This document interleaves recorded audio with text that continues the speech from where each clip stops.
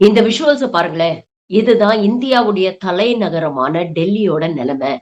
Air pollution எந்த அளவுக்கு வந்திருக்கு அப்படின்னு பார்த்தீங்கன்னா, air quality index 419 which is categorized as severe by the central pollution control board. ஆனா, மோடி அரசாங்கம் இத பைபாஸ் பண்றதுக்கும் ஒரு புது யுக்திய கண்டுபிடிச்சிருக்காங்க.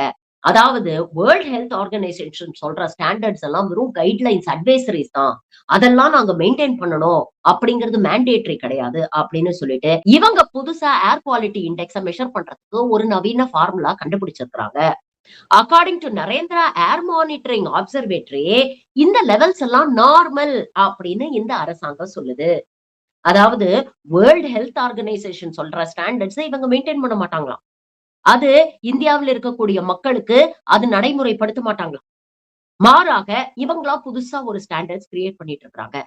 எது எப்படியோ டெல்லியில இருக்கக்கூடிய மக்கள் தினம் தினம் சுவாசம் முட்டி செத்துக்கிட்டு இருக்கிறாங்க.